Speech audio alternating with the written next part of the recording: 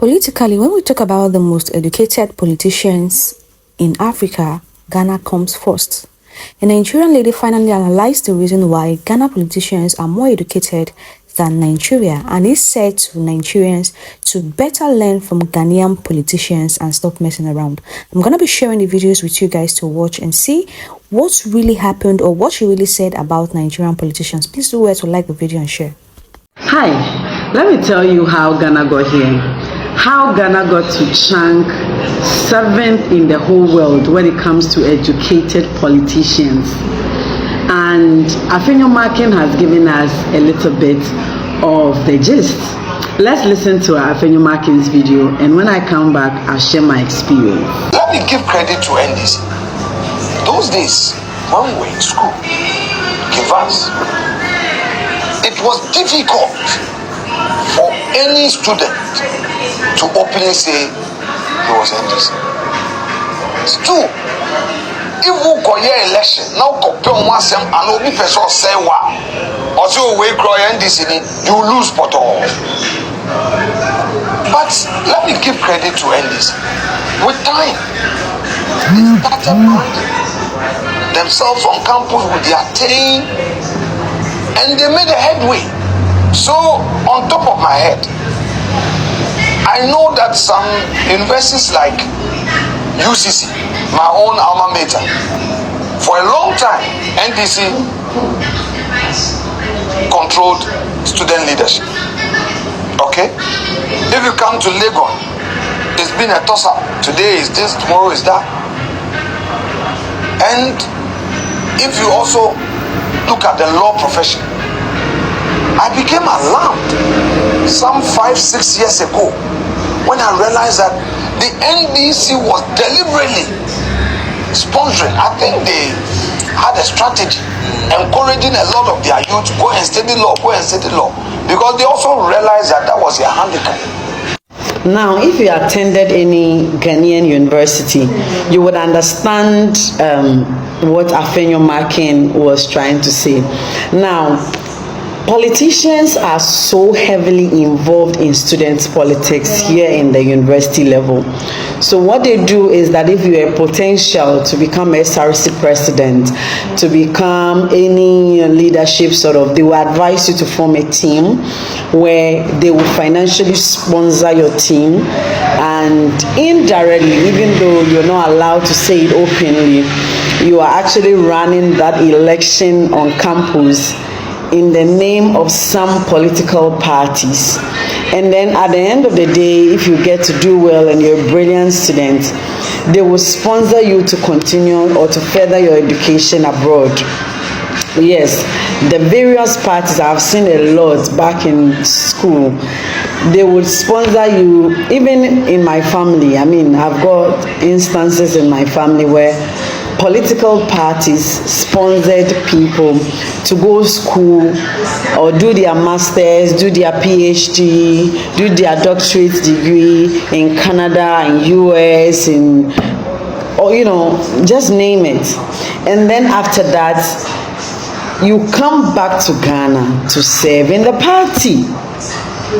That is where they will now start encouraging you to stand to be an MP, from being an MP to one position to the other, just like that.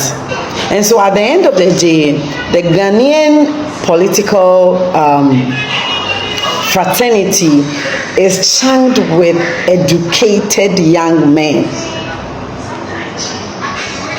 It's just if you don't have any qualification at all, at least your master's degree there, you must chunk it. I beg the other African countries, including my Tinubu nations, including my Tinubu family members, I beg you, make una dey learn. Yes. Make una dey learn, make you stop voting for uneducated fools or educated illiterates. Stop voting for them. Stop giving them the mandate to rule over you. Imagine somebody like Tinubu ruling over, I don't want to mention names. A word to a wise is enough. Bye-bye.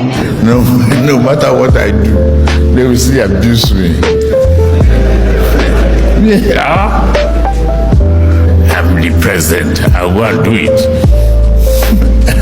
I will preempt you. So you are a failure. You just spoke. Me, I'm a performer.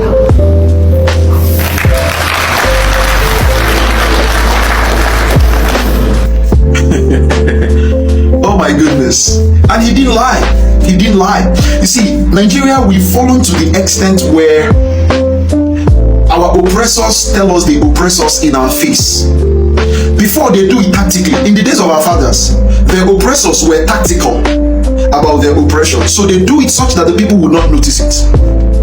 But today, we have fallen to the extent that our oppressors will tell us there is nothing you can do.